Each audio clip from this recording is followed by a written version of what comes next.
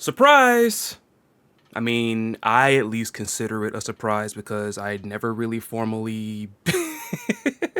I never actually announced this, like, beforehand. It kind of came spur of the moment, but at the time of me recording, it is July 22nd, 2024.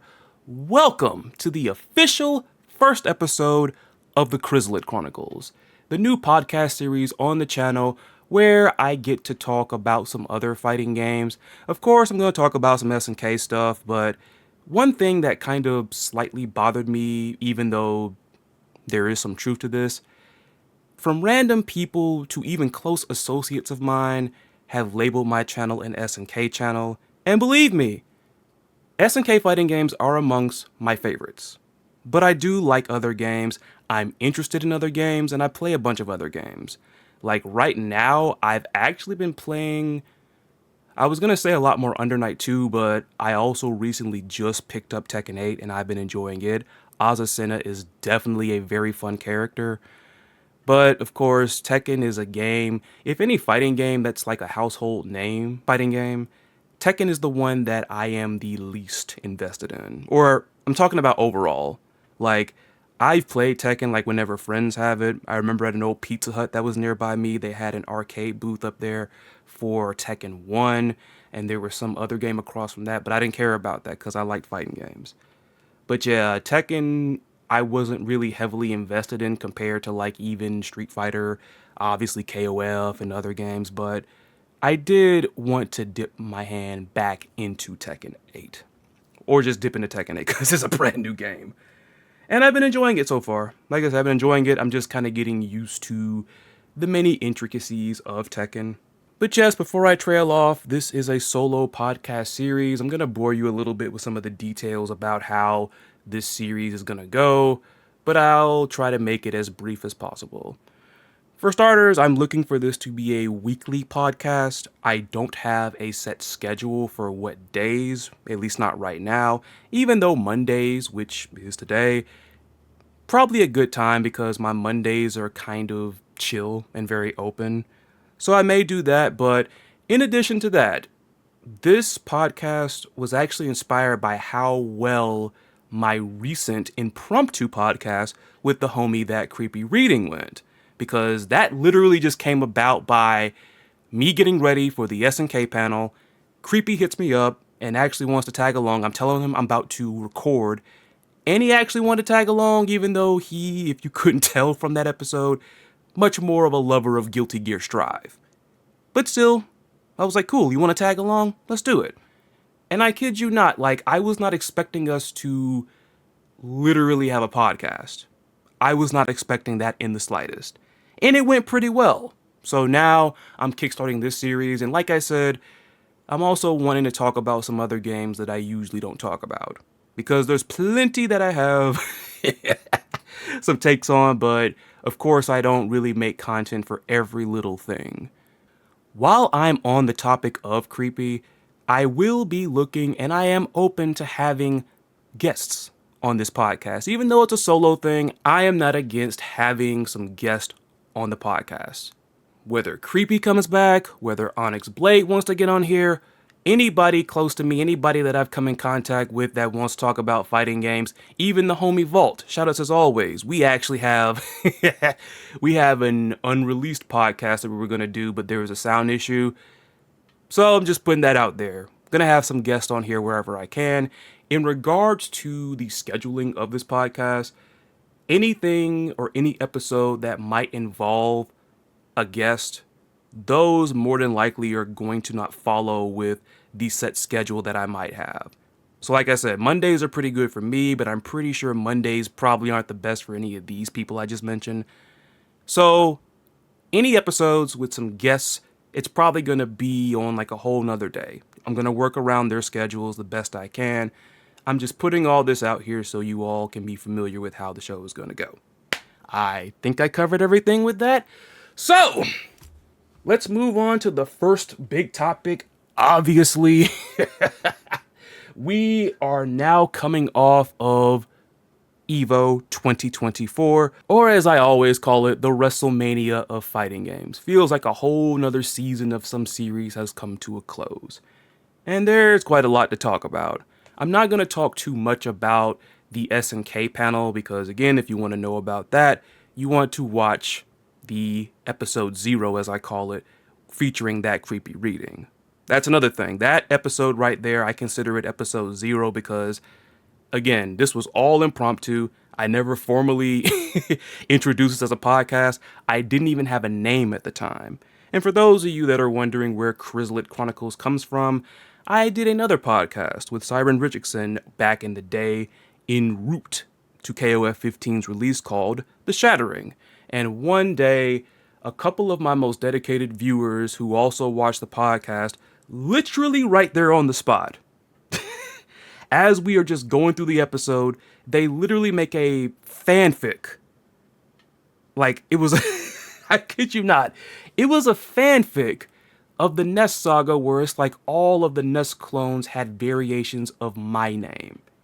Like, they started with Chrizalid, then Chrissy Lotus happened, C Dash, like, they just went crazy with it. Y'all that are KOF fans, you can probably guess what they did.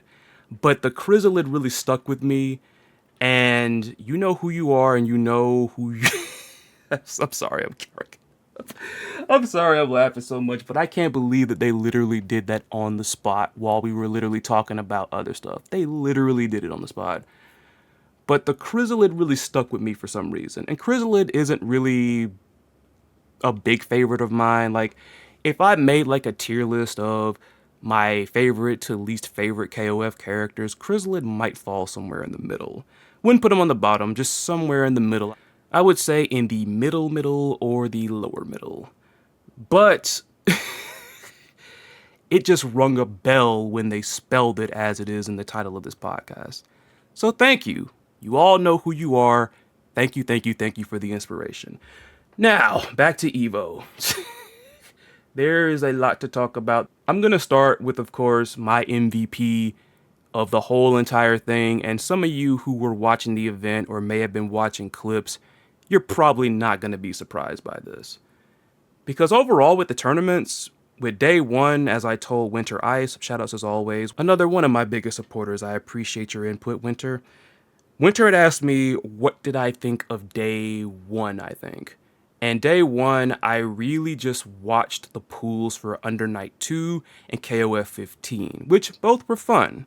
Almost every game had a really good top 6. I enjoyed all of those games. Like, I even especially paid close attention to Tekken 8, more so because I was trying to get a better idea of how I should be playing the game. I mean, it kind of sucked that there was no Azucena play because that is the character that I have been investing the most time into, but still, I enjoyed it. But yeah, my MVP of the whole entire event, even though he didn't win, he was the most memorable thing about the whole entire tournament to me, and that is HEIHACHI. HEIHACHI from the Third Strike tournament, which Third Strike, actually, if you made me pick my favorite, like, top 6 or tournament or whatnot, which was in terms of, like, the most enjoyable, I'd probably pick that one. Like, it was, the thing with me is, Street Fighter 3 Third Strike is not even my favorite Street Fighter game. That would be Alpha 3. I love the crowd chants with every single time that a Yun juggle combo was going on.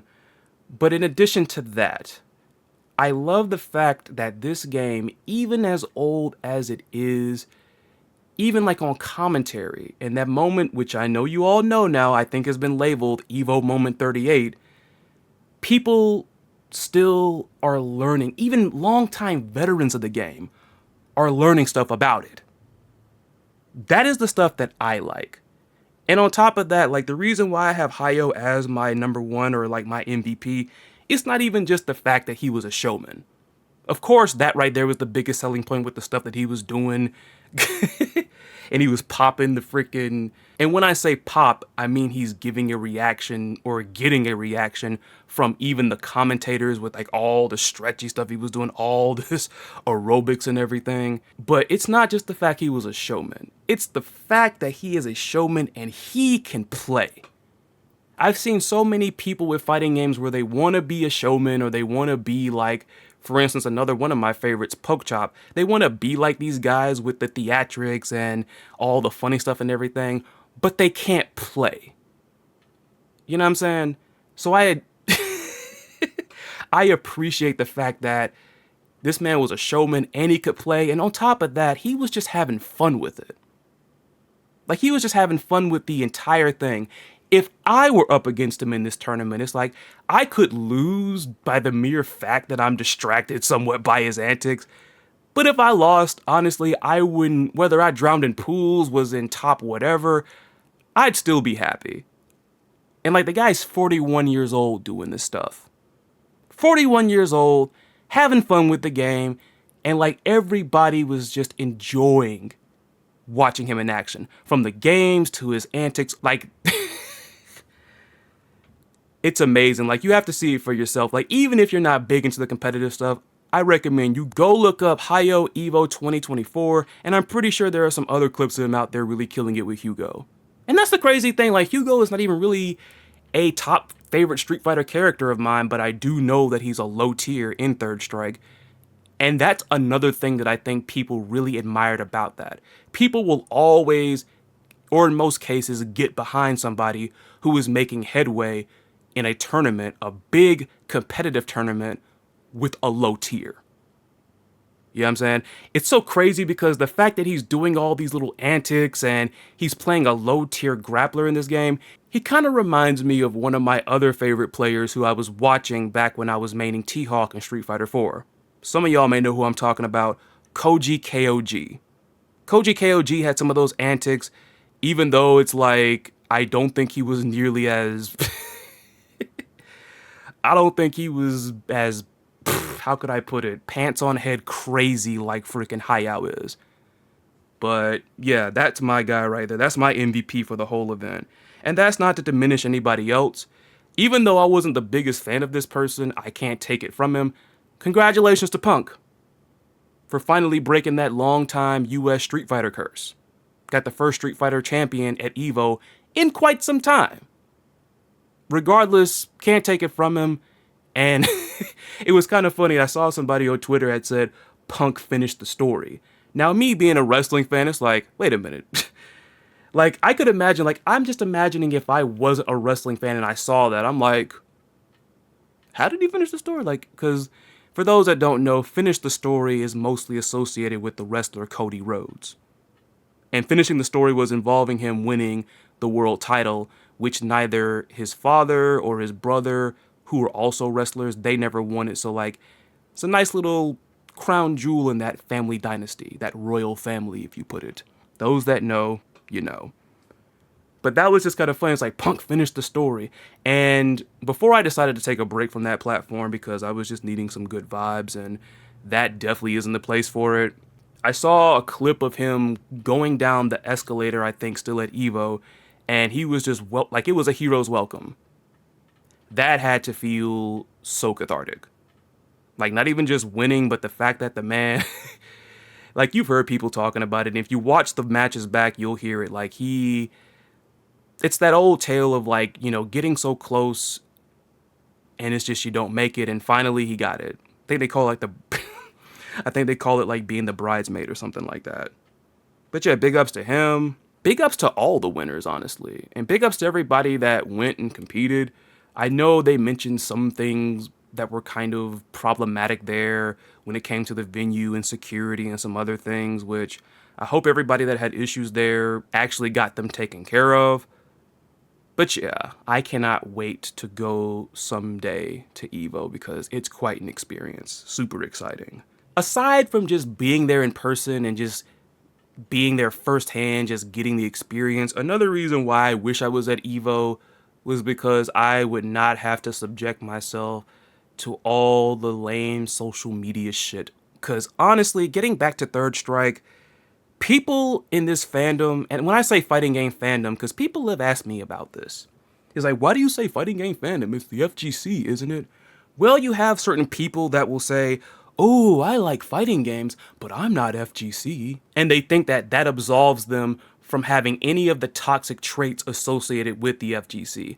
And no, some of y'all that are claiming to just love fighting games but not be FGC, some of y'all still exhibit some of the same toxic crap that the FGC does. That's why I say fighting game fandom. When I say fighting game fandom, I'm talking about FGC and even the people that are like, I just love fighting games. I'm not FGC. Just because you don't label yourself as part of the FGC does not mean that you don't engage in some of the same toxic stuff that the FGC does. But anyways, speaking of that, the one thing that I feel most of the fighting game fandom is incapable of doing, they are incapable of just enjoying stuff without having to bash something else. Again, the Street Fighter 3 Third Strike EVO Top 6, that was probably my favorite tournament of all the ones that we saw. Do I think all the other Top 6 were terrible? No. I enjoyed all the games. All of them. The only reason, like, if I wasn't bent on making content when stuff comes out, I would just literally be just kicking back and watching everything. But I've seen people talking about, do y'all see people getting so hype over Street Fighter 3 Third Strike? Man, fuck Street Fighter 6. Let's just... Why? Why do you have to do that? Why is this fandom incapable of understanding that we can have both? I get the argument that James Chen, who I love to death, and others are making when they talk about execution needs to be in fighting games. Execution is what makes these games hype. I agree with that. But I still think games like Strive, games like Street Fighter 6 that have modern controls or are not as nerving for newcomers to get into, they are just as important. Like, why can we not have both? We literally had Street Fighter 3 Third Strike and Street Fighter 6 at the same event. Why do we have, like, I get it. I'm not saying you have to like Street Fighter 6. I'm not saying that. But do you really have to freaking shit on Street Fighter 6 to uplift Third Strike? Again, I watched all of these top 6s, and there were little bits of hype across that. People just love what they love, man. I'm pretty sure there are people in that crowd that probably sat through all top 6s, if not most of them, if they didn't want to get up and get something to eat or something. Or go to one of the booths, or you get it. People keep talking about, like, you know, I miss when games are fun. Part of the reason why games are not fun is because of shit like this. Like, like, why do y'all have to bash Street Fighter 6 to uplift Third Strike? I enjoyed Street Fighter 6 Top 6. It was still good. Like, I just do not get why this fandom is incapable of praising and uplifting what they love without needing to shit on something else. Street Fighter 3 is essential. Street Fighter 6 is essential. Like, I even saw one thread where someone was talking about the fact that Street Fighter 6 is going to be a draw in terms of numbers. And that's true. Like, it's the newest game out and everything. Of course it is. And people were thinking that this person was saying because it draws numbers, it's superior to Third Strike. No. I saw that post and that is not what they were saying. Literally, both of these games bring something unique to the table and actually helps the community grow. There are some people that I think probably watched the Third Strike finals and were interested in trying it out. I saw a post where someone literally reposted EVO Moment 38, and I'm guessing this person was a Counter-Strike player. And they were like, I wish I could understand fighting games, but they just couldn't understand like why everybody was getting hype, as opposed to the fact that they know what to get hype for when they play Counter-Strike. And thank God somebody actually took this person by the hand and just broke it down and explained it to them. That is what we need more of.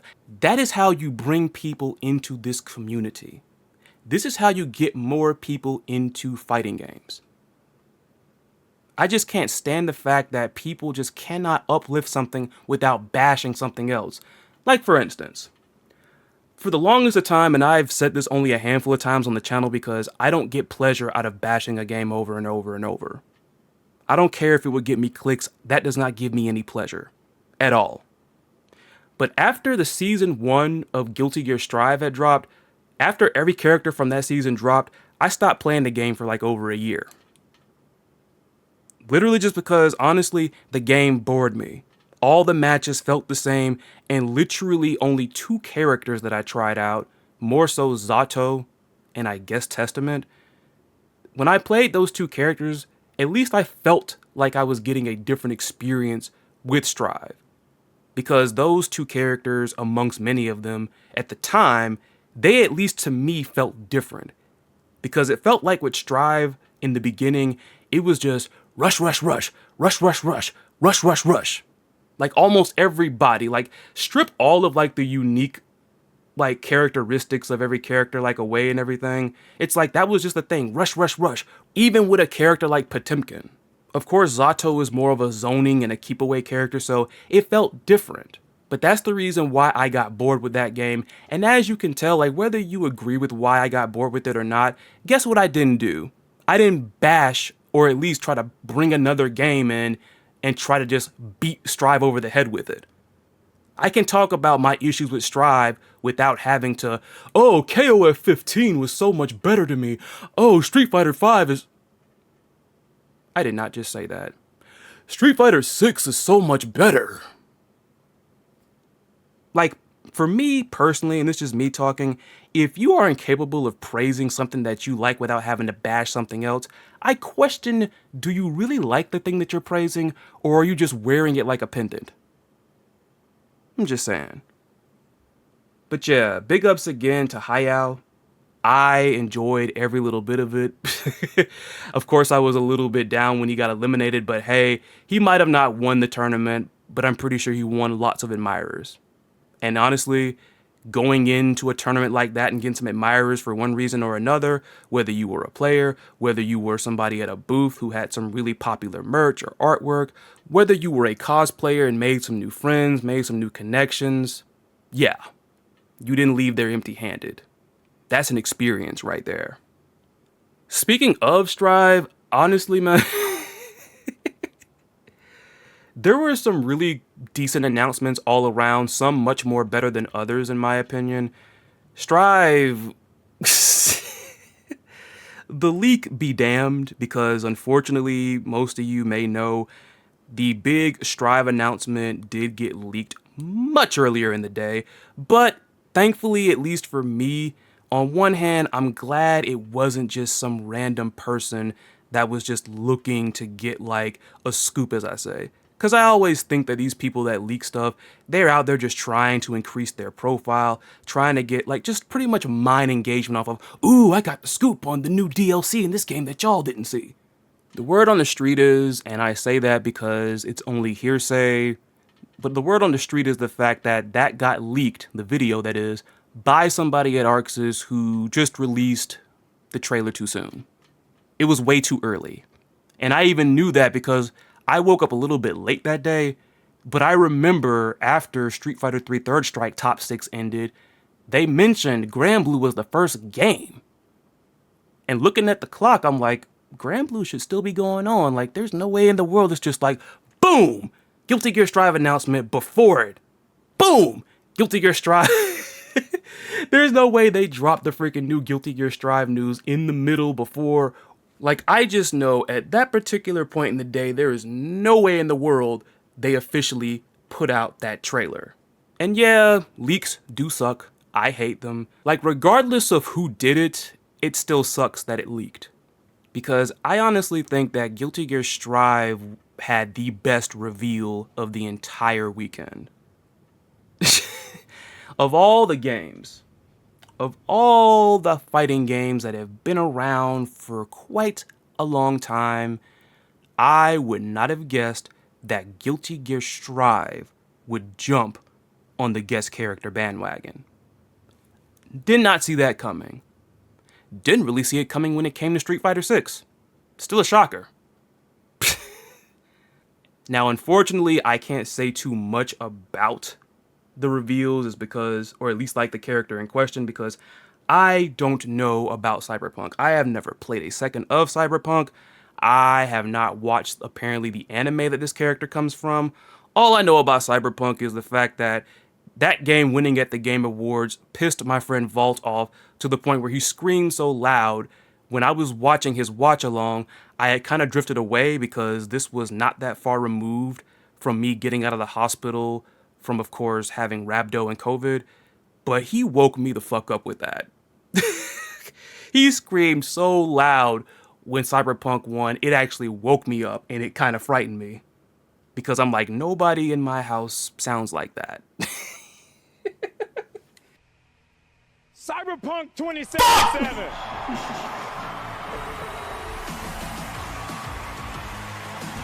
That is all I know about Cyberpunk.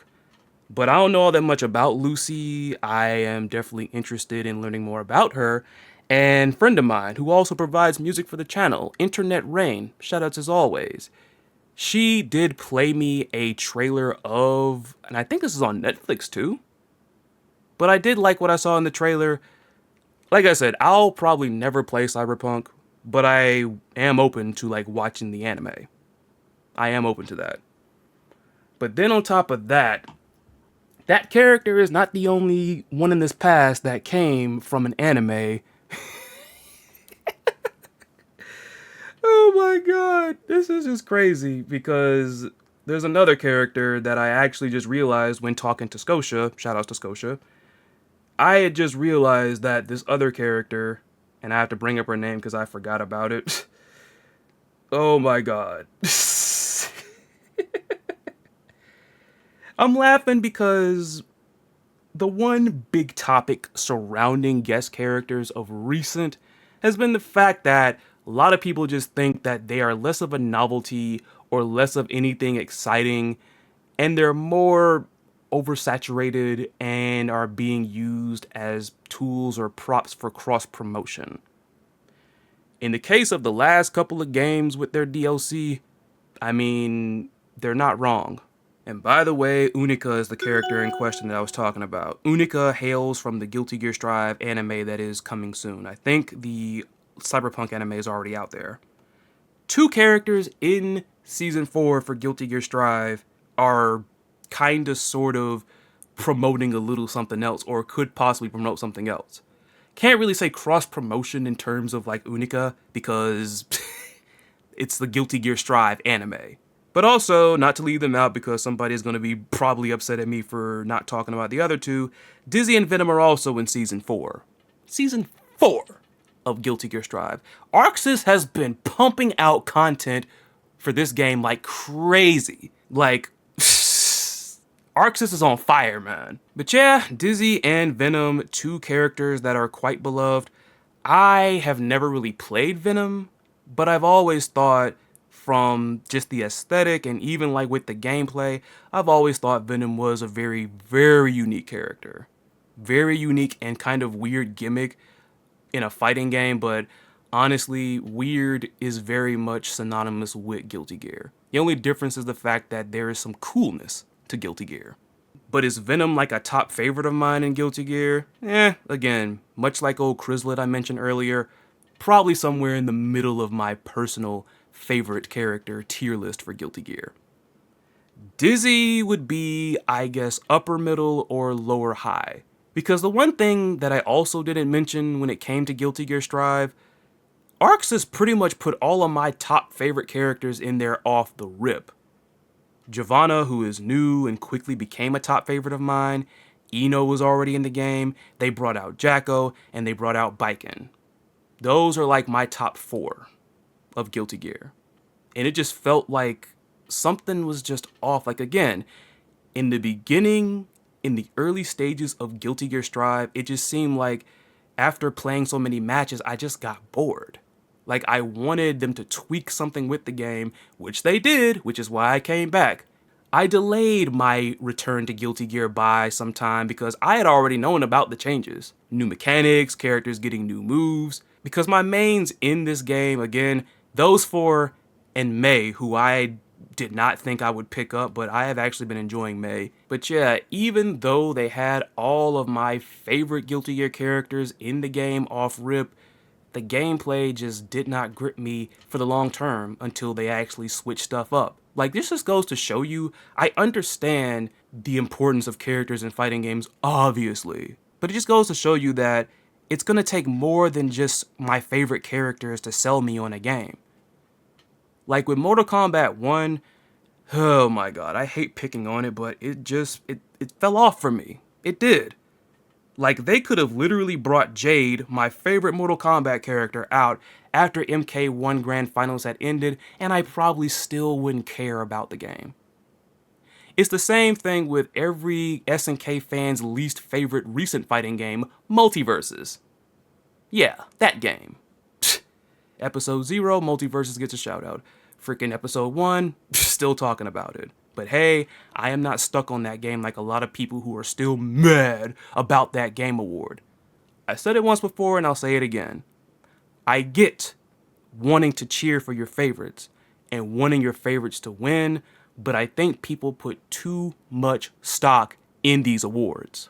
Multiverses may have won, KOF 15 may have lost to it, but quite frankly, Multiverses winning didn't make me care. Even with having some characters that I would have definitely been sold on, like Samurai Jack and Beetlejuice, I still don't care about Multiverses. I don't. Now, I'll admit that I am not really that high on a lot of platform fighters, but I still did try out Multiverses, but it just didn't get me. Like, I get the characters are the attraction, but the game still has to have something to offer to keep me around long term. But getting back to Strive, it's like they had all my favorites and I was still bored. It was the switch up and adding new stuff to the game that brought me back, the mechanics more so. But looking at all the other stuff in addition to the 4 characters that they're bringing in, the 3v3 tag mode, yeah, I think I got back to Strive just in time. Thank you, Arxis. Thank you for finally giving me the drive for Strive. Thank you. But yeah, getting back to this topic of like guest characters and cross-promotion, like I said, I generally like to see guest characters. I might not like them all. There are some guest characters that I think would be better fits in other fighting games. And even though the presence of guest characters doesn't offend me that greatly, again, that point about the fact that they're becoming less and less of a novelty and more of a promotional and marketing tactic, I can't disagree with that.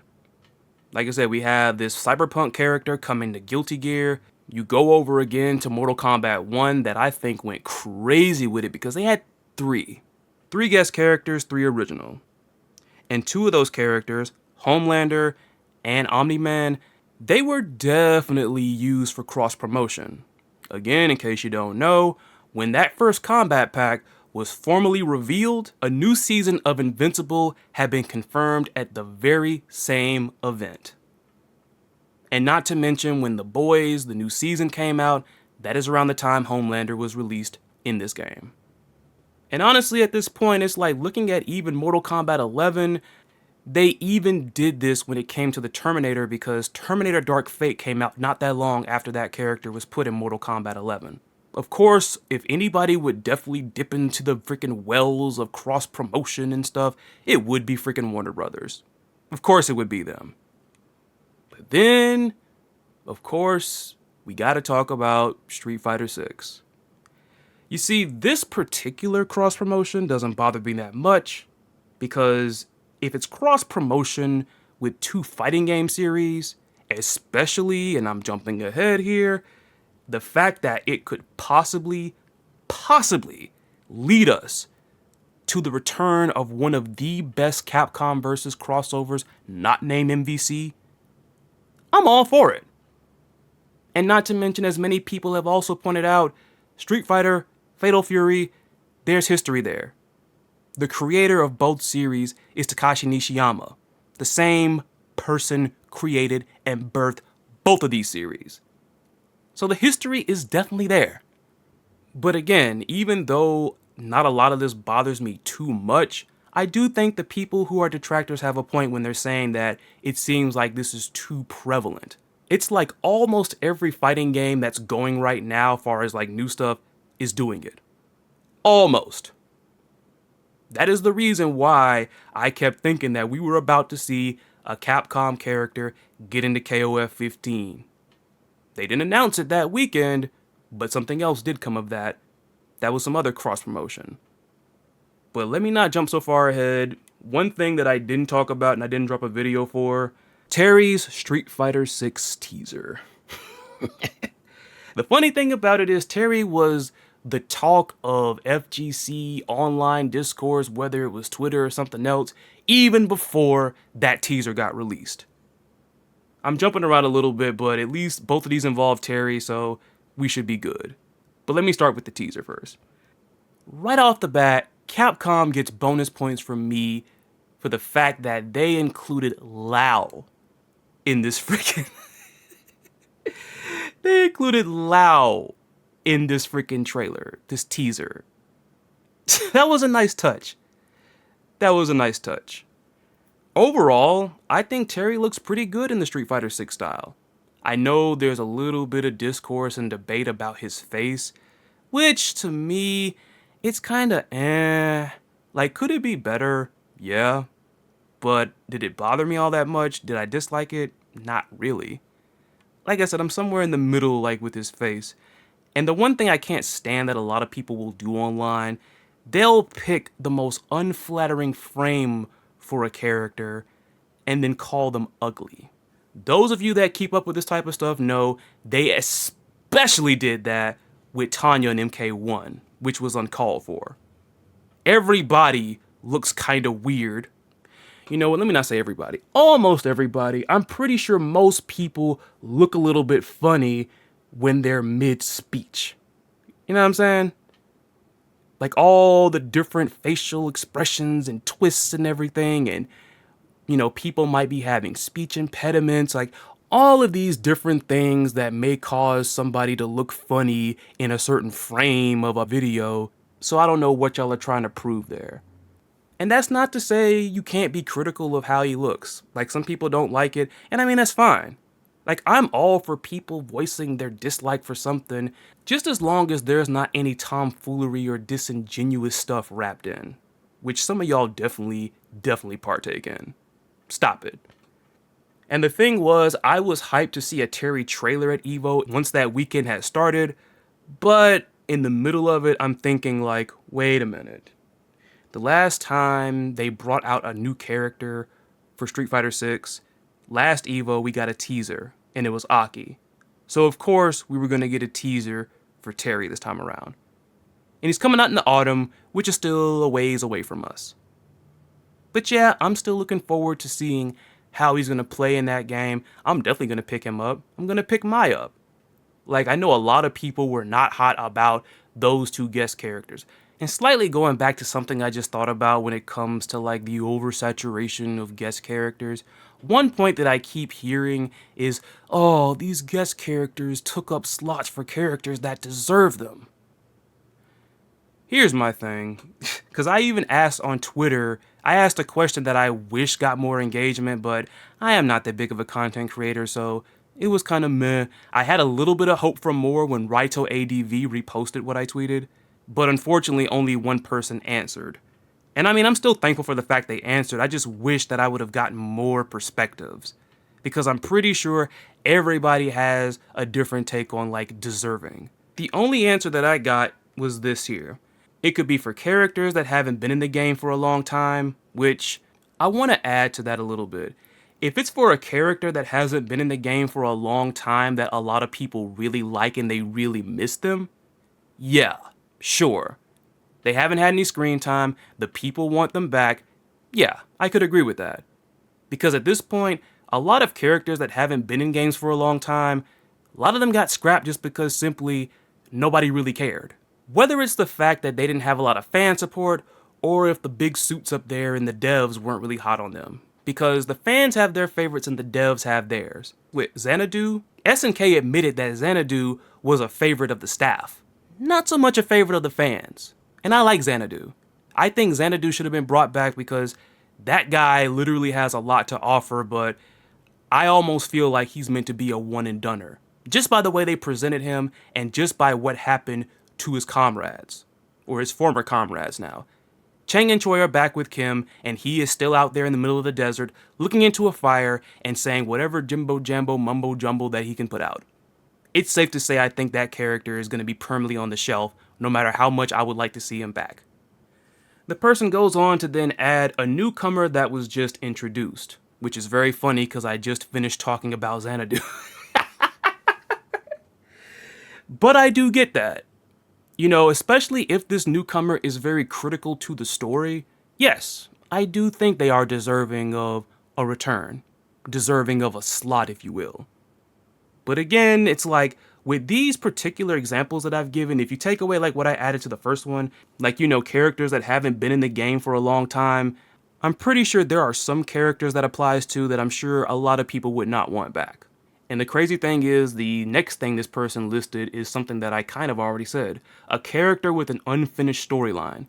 More than likely that newcomer that has just been introduced is going to have a storyline that spans more than one game. There have been some very strange one-and-doners in fighting games. There's a nice little video out there talking about that, which I think you should check out if you haven't. But yeah, even though after some other happenings and some other reveals at EVO, a lot of people just think that the story just doesn't mean anything anymore. And I get why they say that. Even though I think that's a bit too dramatic for someone who kinda didn't like this other thing that was revealed a little bit later, which I am gonna get to. But at the same time, I can understand the attitude. The fact that Kenso had that Dragon Spirit arc and SNK has just pretty much left it on the shelf, and Kenso didn't even make a significant appearance, whether it was being playable in the game or even a cameo in the story. Hein had more of a significance as an NPC, or at least like a character that was mentioned in the stories, and he did of course make an appearance in the Secret Agent team ending. Hein even had some significance when it came to the story, and he wasn't even playable. Kenso didn't even have anything like that. Another thing this person mentioned was characters that seem like no-brainers to have. I'm not going to say too much about that. I think that's pretty much set in stone. You're not going to have a Street Fighter without Ryu, and it's try it if you want to, but you're not going to get far. You're not going to. Street Fighter without Ken, Chun-Li, you're not going to get far. Going over to KOF, a KOF without Kyo, not going to work. Without Terry, Ryo, not going to work. Y'all get the picture.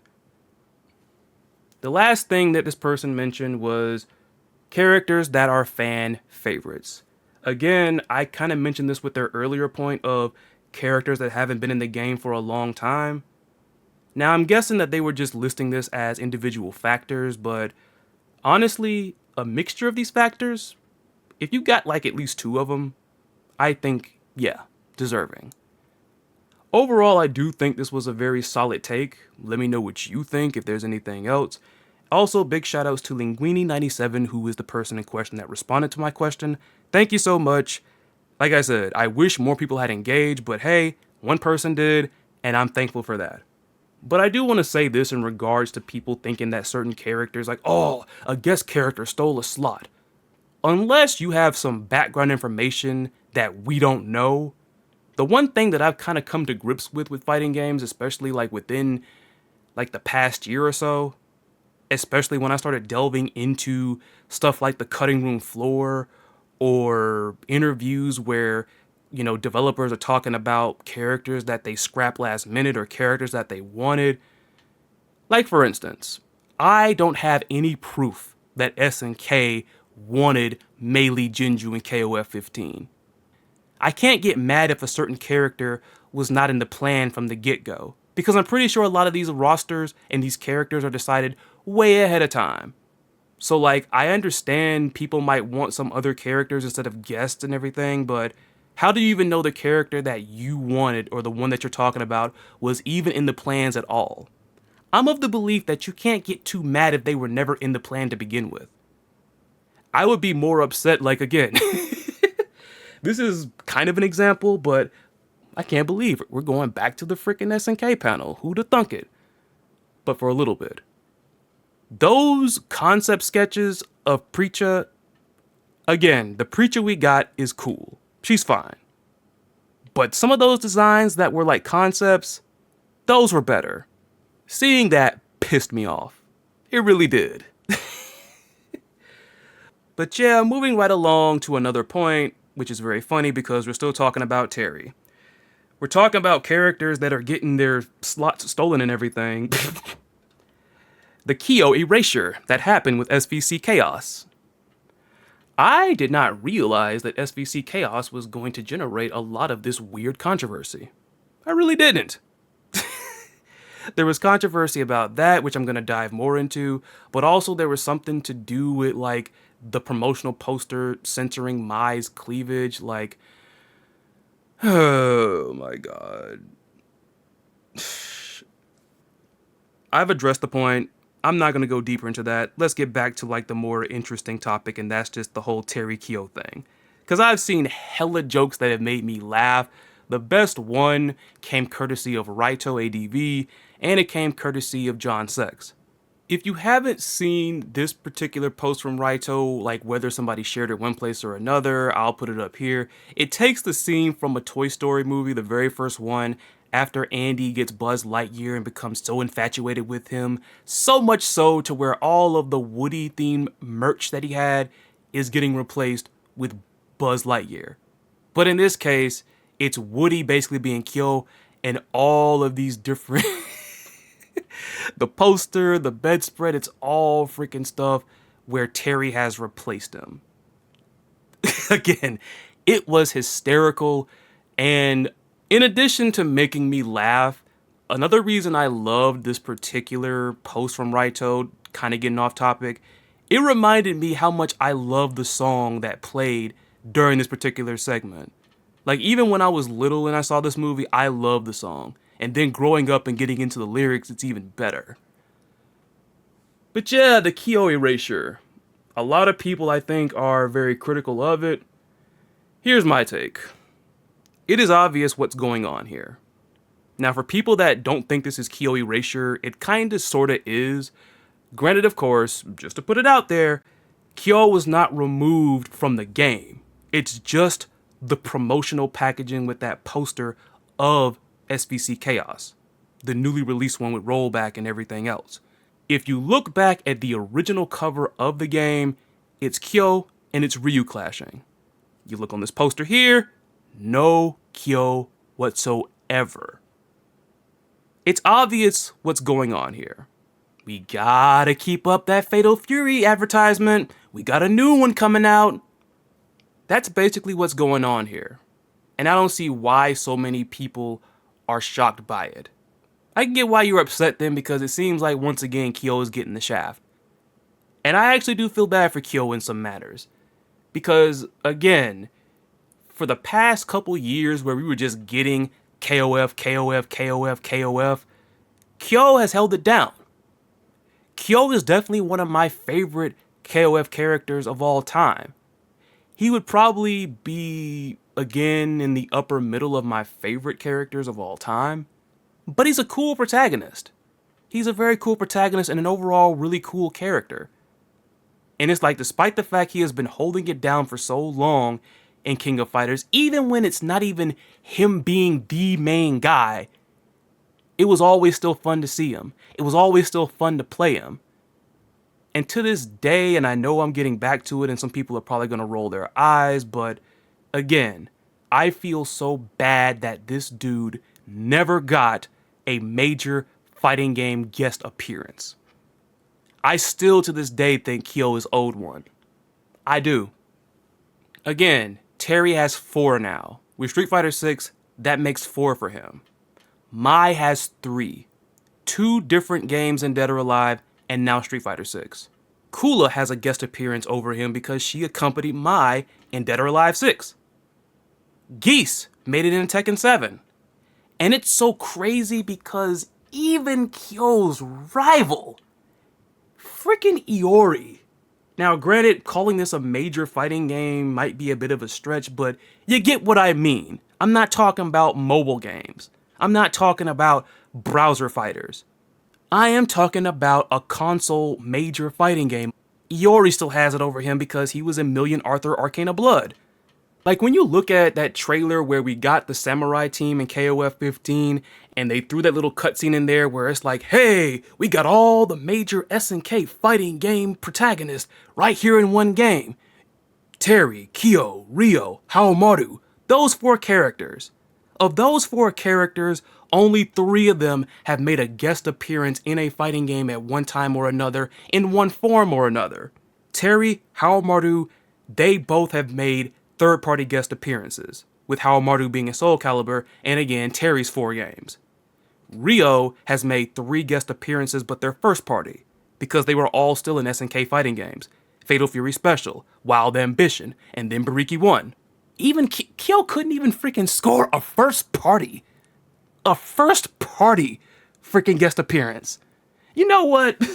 I know I dropped that video where I was like the 10 characters I want in Fatal Fury and in the 10 that I don't want. Part of me at this point kind of wants to take back the fact that I said I didn't want Kyo. I'm feeling kind of bad for the guy now. Just going through that particular bit of... just going down that path right there, exploring that particular topic, I feel bad for the guy now. He has held it down for so long with King of Fighters, and yet nothing. Like, he couldn't even get something in an indie game. Like, I know this is not an SNK character per se, even though SNK did publish the game on the Neo Geo, but look at freaking Pocket Bravery. They got Sho Kamui from Breakers. My man Kyo can't even get into a freaking indie fighting game. Because indie fighting games love them guest characters too. Some you might know and some that you might not know. I feel bad for the guy, man. That man is owed a freaking major fighting game guest appearance in some form or capacity. He's sitting right there, man. But at the same time, similar to how some wrestling booking might work, he might have gotten okey-doked by just the times. It's the wrong time, because we're not getting another KOF game.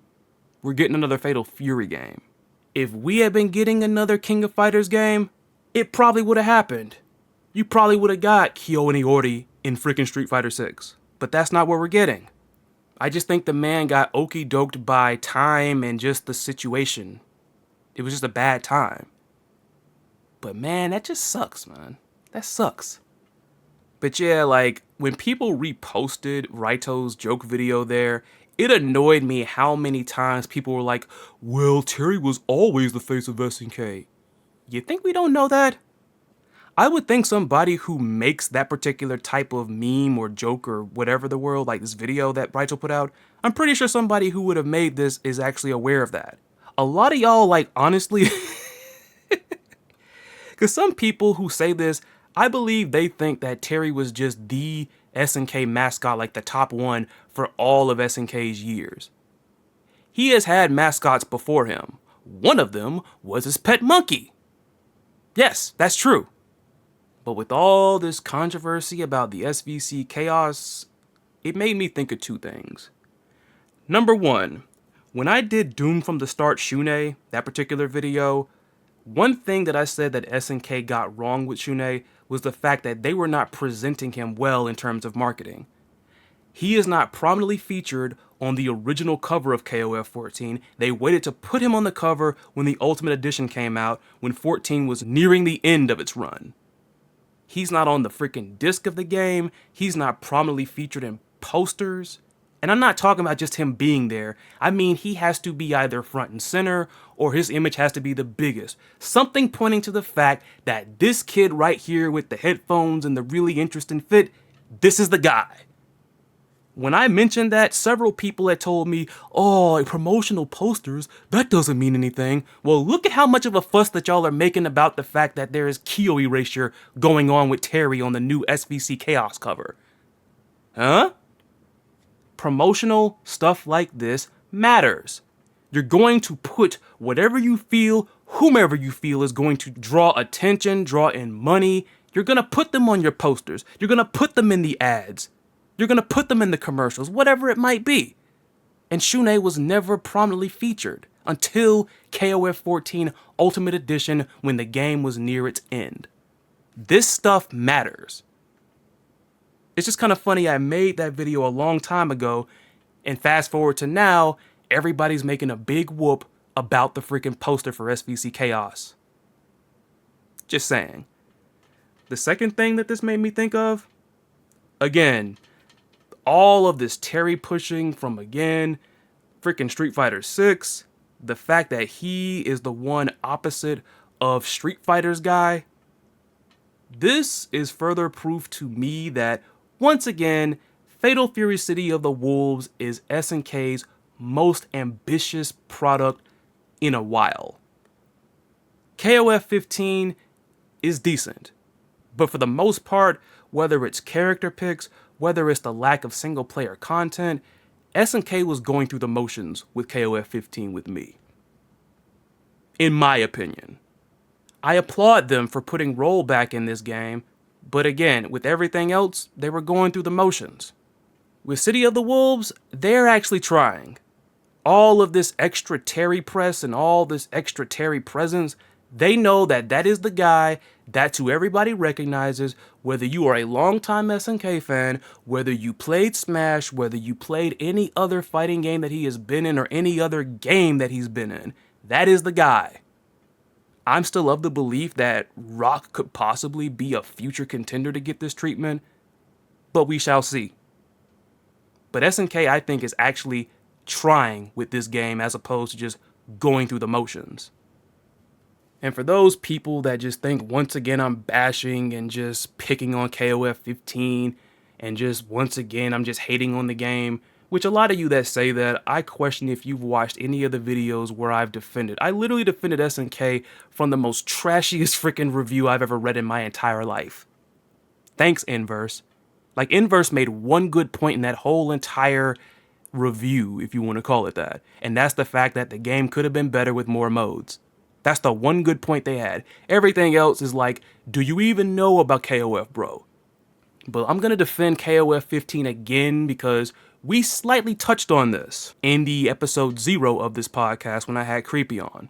Because people want to sit there and say KOF 15 failed in terms of having a presence at EVO because, oh, you know, if the game was thriving, people would show up.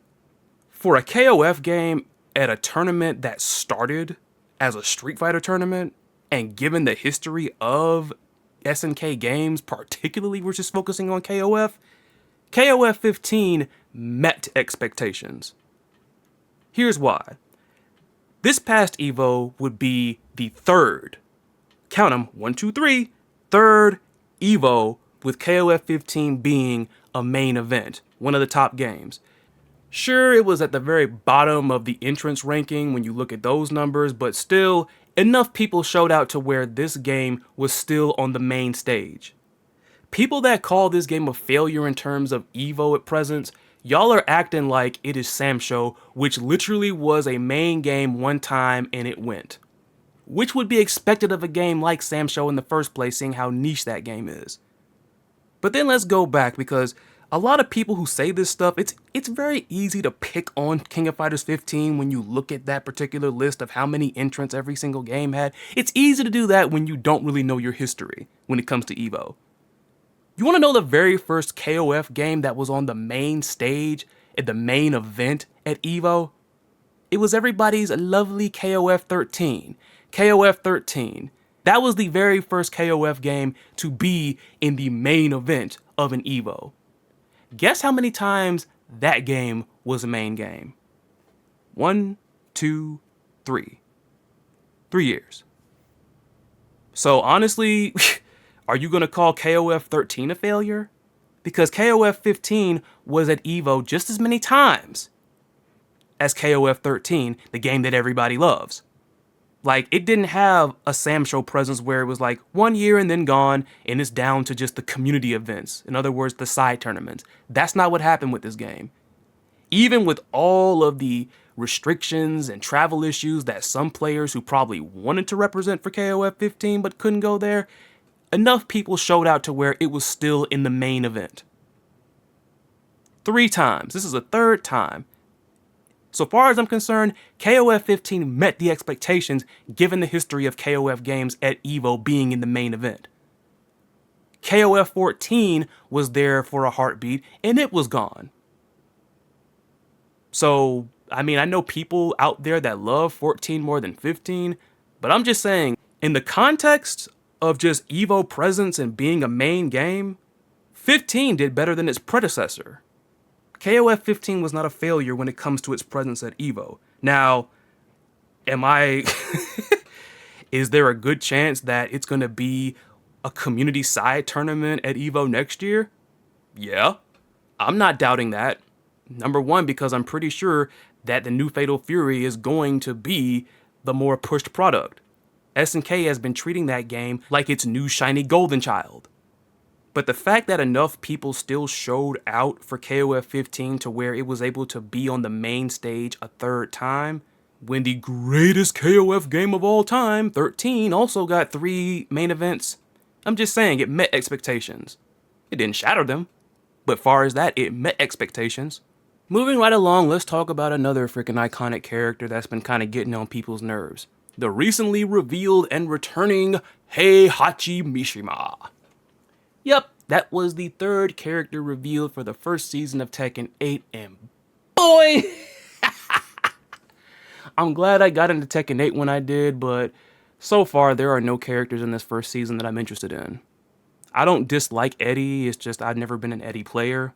I'm happy to see that Lydia is making a comeback, but much like Eddie, it's a character that really doesn't vibe with me for his playstyle, but she's cool. But then HEIHACHI, I just really don't care. I do not care, and I've never cared, and I've never liked HEIHACHI. Just like another recently revived iconic fighting game boss. Oh my god, man. You see, when I was talking about deserving character slots earlier, we're back to that again. It's kind of crazy how this first episode is going. Honestly, man, I'm not saying get rid of the no-brainer characters, but your no-brainer characters like Street Fighter, again, Ryu, Ken, Chun-Li, Zangief, Cammy, Guile. I think those will be no-brainers. Like, I'm not, even as much as I am annoyed with the over-reliance on the World Warriors, I'm not even saying get rid of all of them. But I do think, and I still stand by it, and I'll admit there's even a bit of bias here with me. Did we really need Dhalsim, Blanca, and Honda? Did we really? You couldn't have taken those 3 slots and given them to a Street Fighter 3 character and pushed their story some? Especially seeing that this game takes place after Street Fighter 3? As far as chronologically speaking? Really? Another topic for another day. But yeah. Speaking of tropes like this in fighting games, we got the freaking boss character that just won't die, and honestly, I don't know what else to say at this point. All I can do is laugh. Because I even had people when I was talking about the fact that even though I like how Bison looks in the new Street Fighter, I'm still not sold on him. And it never... There's so much funny with this, man. Because I still cannot believe this actually happened. And when I say this is what happened. And I said, you know what, he looks cool, gameplay is alright, but like, I'm not sold on him. I gave Bison in his trailer a 6 out of 10. That's how I felt, and on top of that, I've disclosed openly that I am not a fan of this character. And I cannot believe one of many people that got mad at me was a self-proclaimed Bison hater. Try and imagine that a self-proclaimed Bison hater got mad at me in the same vein as a fanboy would. All because I said 6 out of 10, nice design, but I'm not breaking my neck to whip out the card and buy the DLC. Some of y'all in this community need help, man. I don't care if it was Justin Wong, I don't care if it was Maximilian, if either one of these 2 guys, both of whom I actually admire, they could diss a character that I'm hyped for, I am not about to hop in their comment section and pitch a hissy fit. It's a freaking character in a video game. Calm yourself down and let it go.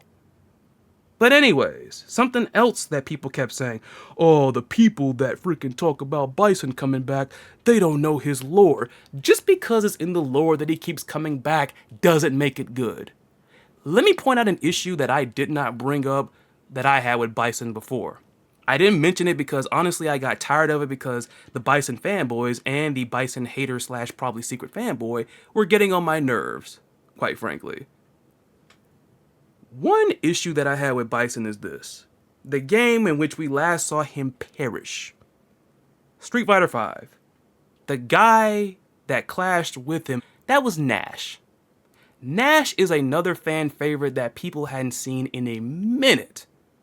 They brought him back, he's got a new look, they're taking his story like in a whole other direction after death, and it seemed kind of interesting with him being controlled by the Illuminati. It seemed pretty interesting. And then, just like that, unless something crazy happens in Street Fighter VI in the future, which at this point, don't count anything out. That's all I gotta say. You never know. You just never know. But at this point in time, obviously, you know, Nash not back yet. We would have thought so because he pulled the whole heroic sacrifice and thought that Bison was dead, but nope. If you're not getting what I'm trying to point at, why in the world did we need to bring back a character who has been around the series for Lord knows how long, most of it, if anything, and that came at the cost of writing off a character that we hadn't seen in a minute, and now that's just it. He's gone. Again, unless like somewhere down the line, Nash comes back or something, and Nash has a, I'm not really dead either, which maybe that might be too much, or it might be even dumber, I don't know.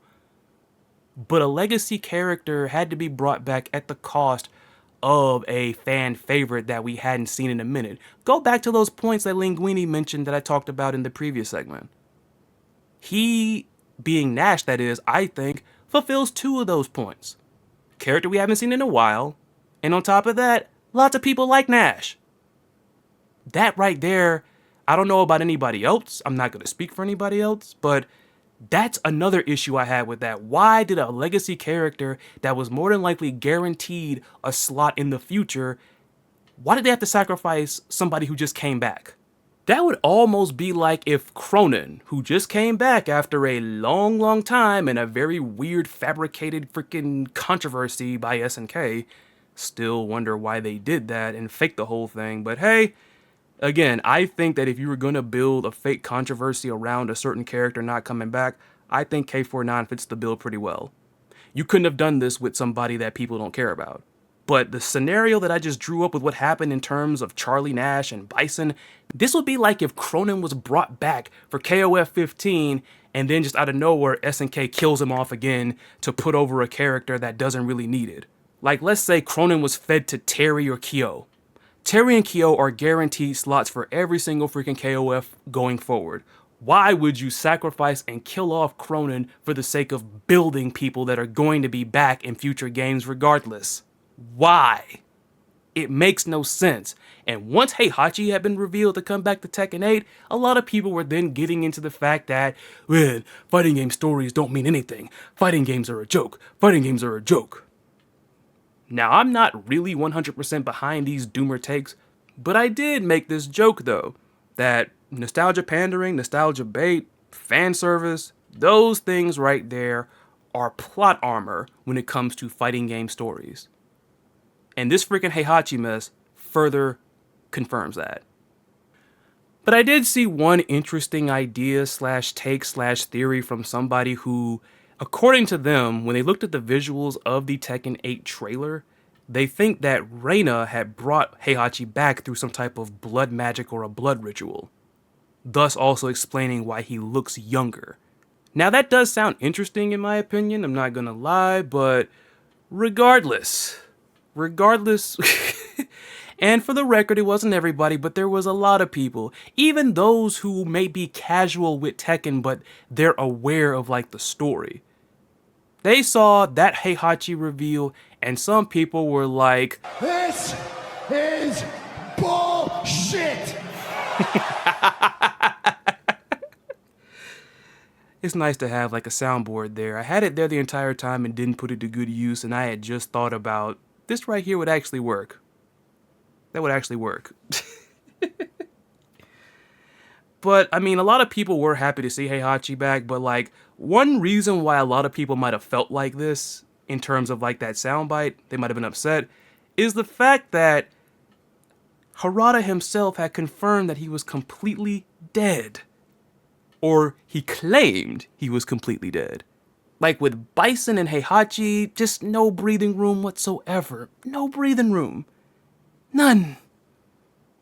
JP, I think, would have been a nice and a really cool New Age villain. But nope, gotta rely on Bison. Now, to also be a little bit fair, I did kind of like the whole amnesia angle and the way Street Fighter VI kind of played it up, if you play his story, where they were referring to him as a mystery man. That right there I can give them some props for. That was kind of cool. But still, though. And the thing is, I have said this before. One reason, especially if you utilize these characters like this, I don't mind old school characters if you bring them back and further help them establish the newer generation. Like I said, that's why I think Rock is so popular. SNK did a good job of having him have little bits of Terry and even freaking Geese. It's like Rock had all the things that old school fans loved about Terry and Geese, but it's wrapped up in a new school character that has some coolness to him. Like, if they do stuff like that, that's cool. It's just messed up that I don't think Capcom really utilized Bison in that way in Street Fighter VI. And we shall see if that is how Heihachi will be utilized come Tekken 8 when he's released. Because really, I just feel both of these characters, for the most part, are just nostalgia pandering and just them resting on icon status. And I get so sick and tired of people with that whole, they're iconic characters, they're iconic characters. If you keep leaning on these iconic characters without making them feel somewhat fresh, people are going to get bored. They're going to get bored. It's going to get boring. You might not want to believe that because you're just so into the nostalgia, but there are really people who are bored with this over-reliance on the nostalgia. This literally reminds me of that dark age where the WWE was incapable of making new stars that were not named Randy Orton and John Cena. So what do they do come Mania? Bring back The Rock, bring back Stone Cold, bring back HBK, Shawn Michaels, bring back Mick Foley, like just relying on the nostalgia every single WrestleMania at that time. That's what this slightly reminds me of. And it's so crazy seeing that some of you on my channel that are also wrestling fans, you wanna know how time flies? It's like, I just mentioned that particular era when it was pretty much John Cena over everybody else. And now John Cena is about to retire within the next coming year. Now, thankfully, they've established some new stars, but really it's just about the same, where it's like one or two people. Same thing with, like, again, it was John Cena and Randy Orton during that dark age. Now, really, it's like Roman Reigns and Cody at this point. That is what all this nostalgia pandering and this over-reliance on nostalgia makes me think about. And when they brought back those old school stars, like I said, Stone Cold, The Rock, Mick Foley, they weren't really using them to help establish the new generation at those manias. They were used as nostalgia pops. Like, you're not forwarding or progressing the series, really. Which is very funny because when that Season 2 of Street Fighter VI was revealed, I saw somebody say something like, I hope they, talking about Capcom and Street Fighter VI, I hope we don't get any more guest characters because adding more guest characters is going to cheapen the legacy. I still stand by what I said before. These two guest characters could very well build the bridge to a CVS 3. If it does, it's worth it. Hell, it could bring more attention to Fatal Fury, which is coming out. If it does that, and Fatal Fury really makes an impact and has really good staying power for these years to come, good job. Like, it's too early to tell, but if this whole tactic of bringing these characters into Street Fighter VI actually benefits those two things that I mentioned or actually causes them to happen, I don't look at it as cheapening the legacy. I see it as adding on to it. But this over-reliance on Street Fighter II nostalgia, that right there is cheapening the legacy. I don't know why Capcom is so scared. Oh my god, y'all want these Street Fighter 3 characters, but y'all forget Street Fighter 3 sucked in the beginning. How long ago was that? How long ago was that? With all the stuff with culture going on in the world, everybody talks about, why are y'all concerned about what happened years ago? Why are y'all still concerned about how people felt about Street Fighter 3 Third Strike years ago?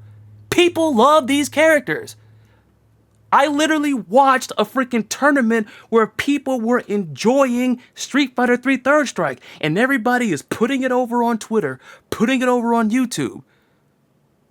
going as far as to bash other games because, oh, Street Fighter 3 is so much better.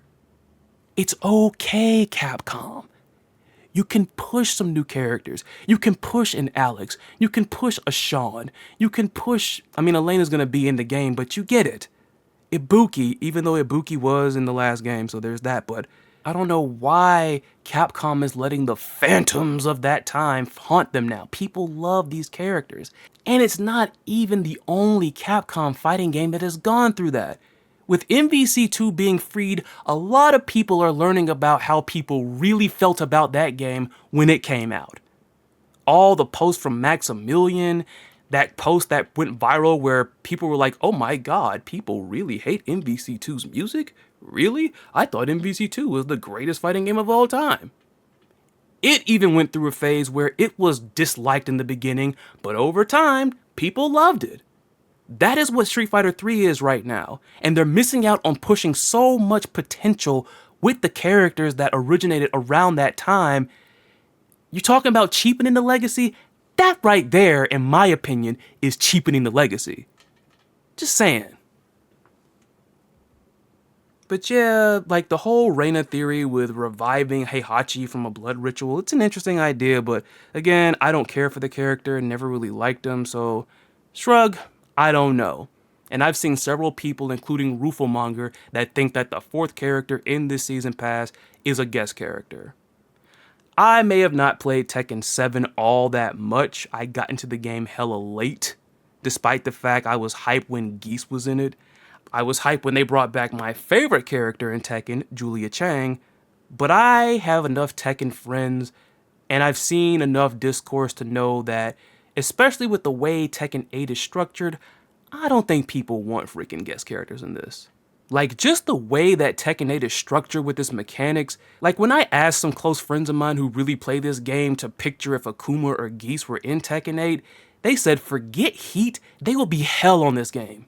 Be like a hell rush. Hell engagers. So I don't know. I don't think freaking Tekken fans are looking forward to some guest characters or whatnot. There are some characters that are not in the game yet that I'm pretty sure people want to see. Like Anna Williams is one I hear about. For me, it's Julia Chang. They could put in a freaking guest character that I'm a sucker for, and I'm still gonna want my Julia. But we shall see. We shall see. But I think that kind of wraps up everything that I have to say about EVO, really. Like I said, I enjoyed everything for the most part. I'm pretty sure it might have been slightly cathartic to be there in person, but also probably just as annoying dealing with like a lot of the things with security and all that I've heard, which that sucks. I mean, some of it I know is, necessary, but some stuff they probably could have done without that. They could have done without some of those things. But yeah, with that being said, I want to end this particular episode by watching some footage of Blazing Strike. Like some of you that watched my last upload where I talk about the two recently revealed and previously, I guess, hinted and teased characters, even though you could see these two characters if you were really paying attention to a lot of the promotional artwork that Blazing Strike was putting out.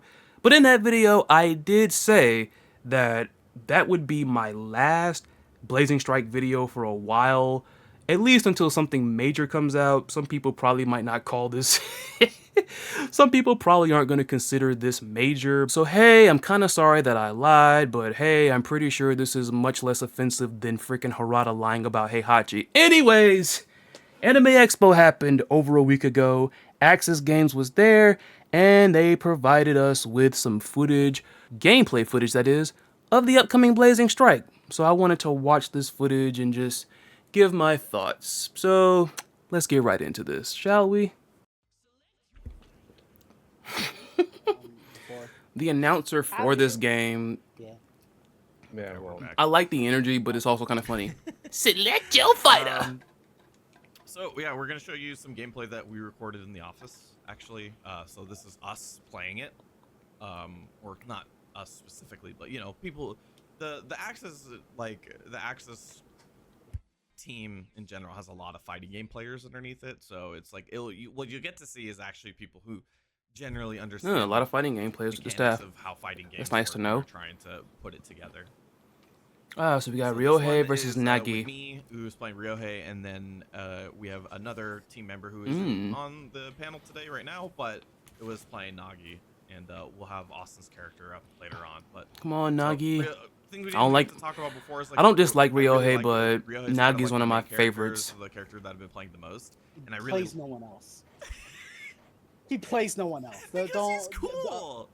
Okay, Ryohei but is you cool. You don't play. You're not no one lying. else. I played Shinsuke when he was the only other character in the game. Shinsuke's dope too. Oh boy. But then now I play Ryohei. Ooh, 'Cause she has a thought beam. this character Okay. fits a lot like how I played a character. I in, kind of KOF figured 13. He So it, freaking like, named. kinda fit my playstyle. He name checked KOF Yeah, he's a 13. character that kind of wants to toss projectile and run behind it, and he has like really big buttons. So his kind of idea is to really control the space and close gaps by Yeah, using his Nagi big seems normals to and be his rush moves a. in order to get in. She seems to be No, he's really a cool, zoning actually. character, which I kind of Yeah, figured. he's super fun. He's really cool and fun to play. Yeah, the Snake Lady Nagi is she's actually more of like a how to say like a Dalsum style. Yeah, I yeah, just that's said a that. good way to I say it. always love it, She like when uses I'm doing specials this and and her I normals in say order to something and sort then of like somebody in the keep people out. recording She doesn't literally want says to that get same in, thing after I say it. But when she does get in, she does have gets a lot of advantages and could be kind of scary. Yeah. And I've already mentioned I'm not a Dawson fan, So, but this game has a lot going on. Like it is both simple. the very fact that she simple doesn't have a and floaty complex at the jump same and she time. can actually, as he just mentioned, like Yeah, which I ooh. really like. The kind of the main thing to focus See, the about full Blazing screen Strike concerns like there remind me a little is bit that of the whole Glacius. game it revolves around the rush mechanic, which is that green bar you see above the life bars and underneath the scores.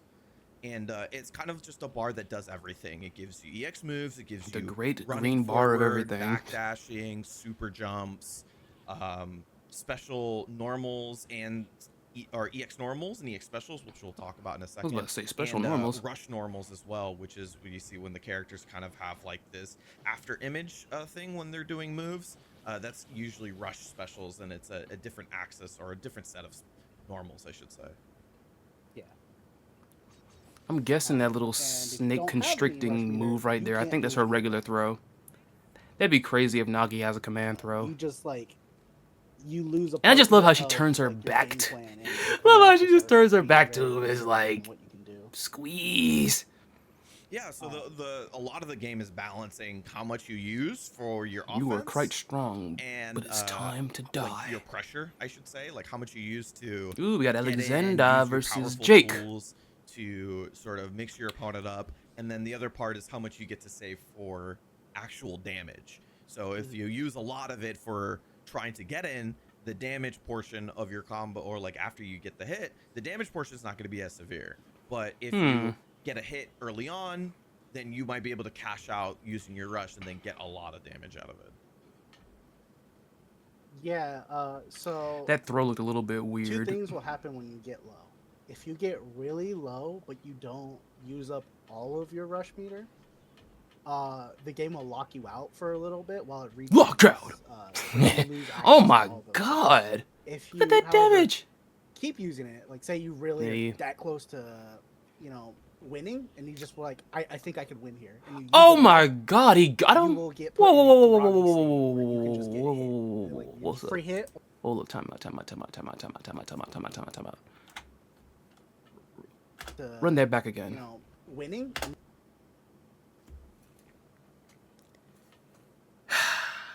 He grabbed him from this range right here.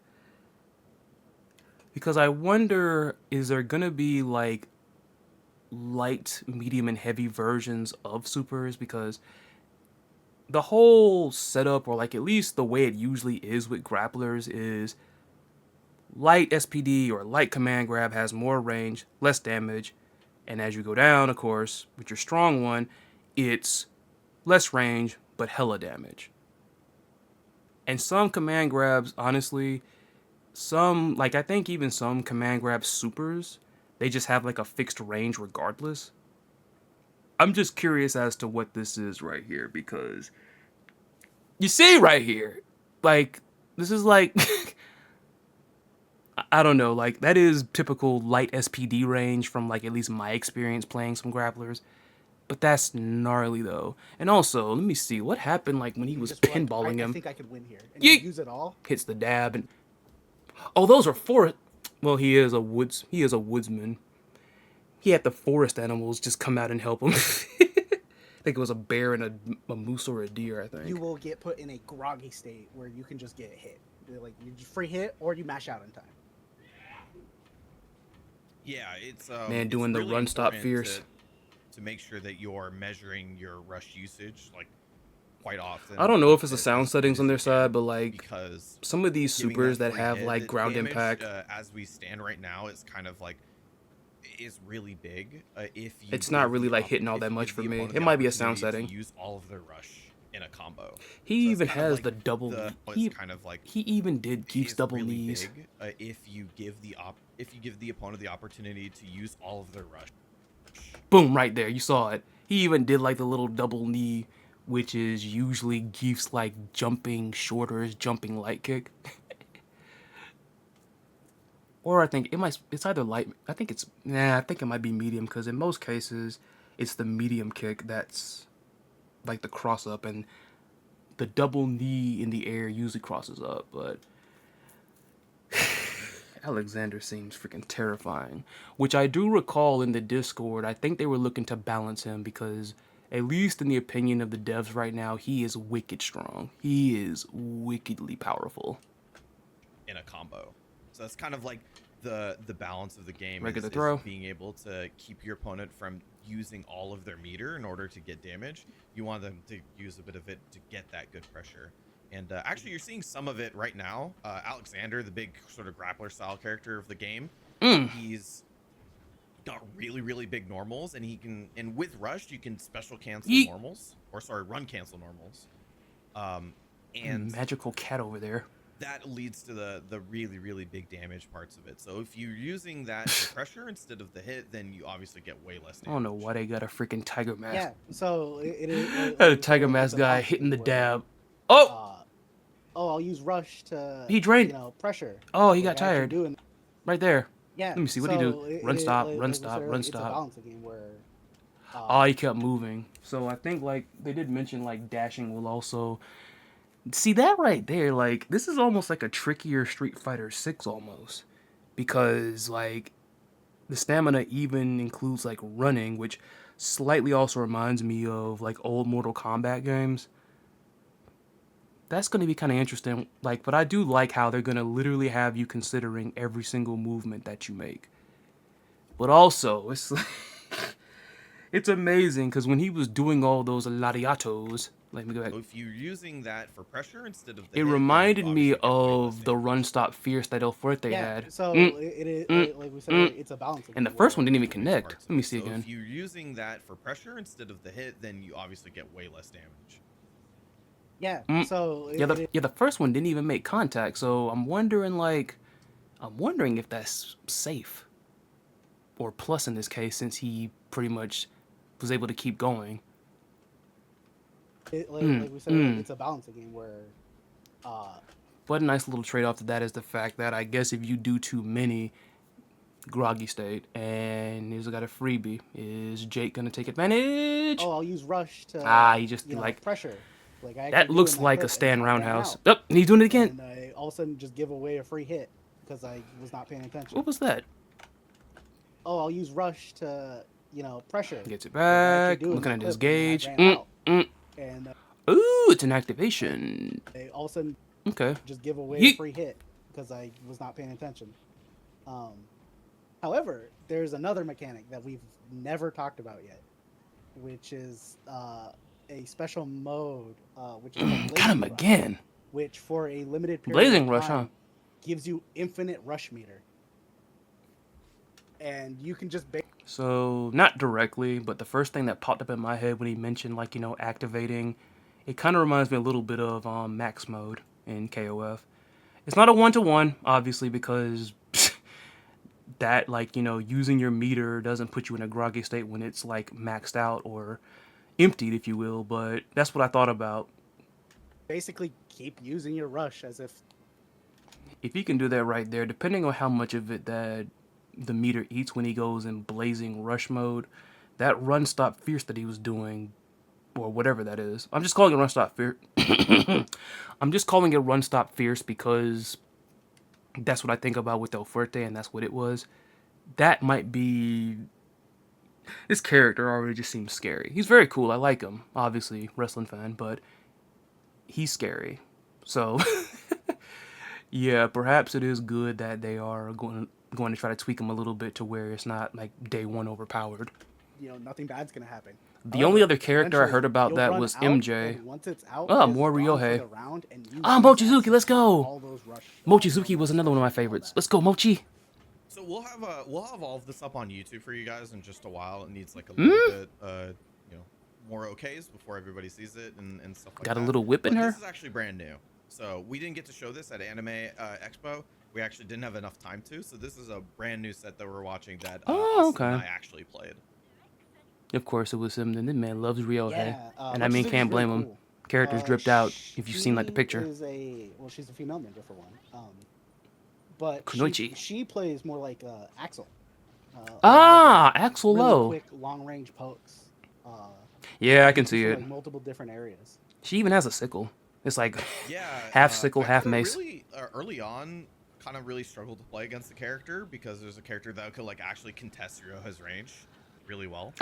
No, she went down. Getting into it, I was really impressed with how effective the character was at getting full combos. I want to cosplay Mochizuki. Kind of like The character just looks cool all around. Which is not an archetype that gets seen all that often. Usually characters with big normals kind of play a keep out game for the most part. Like is that a Rekka? Like Nagi. But this is a characters where I'm talking about often, usually characters with big normals. Let's see. Kind of play boom, a keep out boom. game for the most part. Like kind of a little bit more like Nagi. But this is a that move looks wild. That's super. More designed to find that hit at medium range and then convert it into damage and Oki. So another thing that every character has is a rush ability. Oh right. Yep, rush. Where if you tap the rush. So much rushing in these fighting games now. Drive, rush. And that's basically it. I forget I said it. Rush button twice, they will activate a specific ability that is unique to them. Oh my god, like that kick. Mochizuki's is a teleport where she can teleport up, backwards, or forward behind the opponent. I think I use it a couple times. Yeah, if you ever see the character he's playing kind Mochi. of just like look like they're staying put for a second, they're actually starting up their teleport, and it definitely throws you off guard. This freaking Ryohei is going in. Yeah, kind of playing because the game is kind of placed so fast that all of a sudden the character stands still, and you're kind of just like, oh crap, what's happening? Yeah, you can really get caught off guard if you're. What's that combo again? Let me see. That all of a sudden the character stands still. Okay, that was a counter hit. She goes in with the Rekka. Like, oh crap, what's happening? Oh, okay. Yeah. When I first saw that, it looked like the freaking sickle from the top that landed on Ryohei's head. It looked almost like it freaking... like, I think that might be the one... Like I said, it's a little nitpick, like I say, or it might be something I get used to, but that's something I mentioned, like, in the previous video where I talked about Blazer Strike. Some of the animations, at least from what I'm seeing, at least on first notice, I thought he had blocked it. I thought he had blocked it and it was a drop combo, but as you can see, it all pretty much flowed. You're kind of playing, because the game is kind of Let's see, so fast. I was in, he jumps in, counter hit, then like, oh crap, what's happening? Yep. Yeah, you can really get... I get like why the freaking combo counter went off screen for a bit, and I think that might have been what kind of caught me by surprise.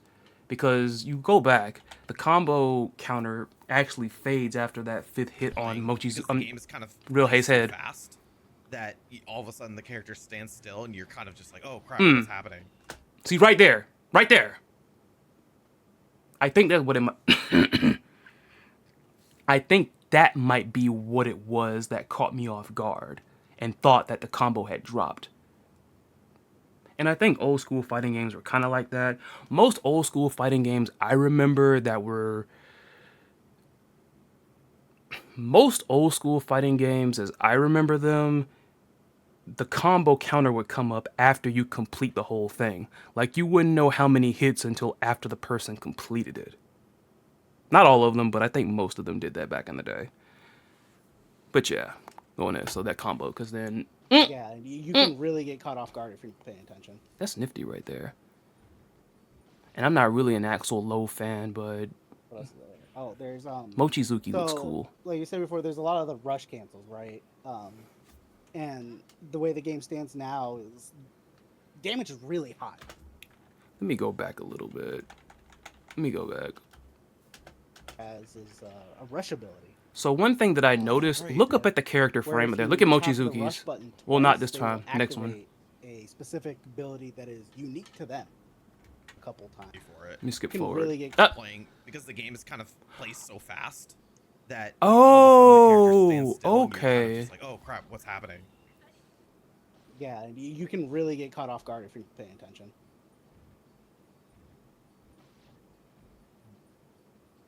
What else is there? Oh, there's So, like you said before, there's a Oh, okay. So I just noticed this and I didn't even catch it in my last video. So you saw when Mochizuki was on low health, if you look at the character picture up there, it was starting to like hop up and down. And for a split second with Ryohei's, I think like he had gritted his teeth a little bit, kind of like he was in pain. Like right there, perfect, perfect. Unfortunately, like the Twitch mess is kind of getting in the way. But you see it. It's definitely different from like the portrait that you saw before. So I think that's a nice little detail. So I guess everyone's going to have like their little animations, you know, when they're low on health. Because I was paying attention to the meters. At first I thought it was like maybe something with the stamina bar or the rush bar. But I think that's actually linked, of course, to their health. And it kind of also, at least this particular detail kind of reminds me, the first game that comes to mind is Aquapazza. And Aquapazza has like this whole mood mechanic. And you can see exactly like how the character's feeling. Like the freaking character pictures are kind of big in there, honestly. That's what that reminded me of. And I think that's kind of cool. Nice little bit of detail I didn't catch at off first. guard if you're paying attention. Like for a split second right there. What else is there? Oh, there's So, like you said before, there's Okay, a lot of he was gritting when he was getting hit. Because the game is kind of Let me placed see. so fast that all of a sudden the character stands still Ah, so that's okay, so it's when you're getting hit. Okay. and you're kind of just like, oh crap, what's happening? It's just the fact that Mochizuki's is just bouncing up and down and like she's low on health. Yeah, you can really get caught off guard if you're paying attention. I like that detail though. That's actually really cool. What else is there? Oh, there's So, like you said before, there's a lot of the rush cancels. Right? Reminds me a little bit of how extra some anime and fighters are The way the game stands with their now UIs. is damage is really high. You'll never catch me. I'm So, a if ghost, you not a get hit, ninja. You are You're a ghost gonna ninja. take a large chunk of damage. Like you Ghost do not want to ninja. get hit. So seeing the gameplay of Blazing Strike from, you know, the presentation there, it's actually pretty good. Like I said, I like the flow of it. It's just that, again, maybe it'll take me getting used to, but it's just like the shaky effects on some hit stun stuff and the block stun stuff. Like I said, it might just take getting used to, but I do know for a fact, since I'm in the official Blazing Strike Discord, they did mention that they are looking to tweak some things, because I do recall that it was mentioned that they could release Blazing Strike right now, but they want to make sure everything is polished. And I'm happy for that. Even as grueling as the wait is when it comes to yet this game getting another pushback, I'm in for the ride. Just as long as it comes out good. Even though a lot of people might have just got turned off from it from waiting too long, the fact that there might be other stuff coming out, I'm still in for the ride. I'm still in for the ride. But yeah, that is all I got for this edition of the Chrizalid Chronicles. This was pretty pretty fun. It felt really cool to do something a little bit different here. Again, nothing's really set in stone. The only thing set in stone with this is, 1, it's going to be weekly. 2, I'm open to having guests on here. Like I said, Creepy might come back. Onyx Blade might want to do an episode. Stuff like that, so stay tuned for all of that. And there are some topics I wanted to get to for here, but I'll save them for the next one. And yeah, I also apologize for the fact, like, if my fan or some other background noise might have been a pester, but if I don't have my fan on, with the computer up and everything, my room is going to turn into a sauna. So, and I don't want to be over here sweating over the freaking keyboard or whatnot. But yeah, that's all I've got for this one. And until next time, I am Chrizalid, or the Chris Lotus, however you want to put it, and I will see you in the next video. You take care, you be safe out there, be cool to each other, and stay hydrated. Free CVS2.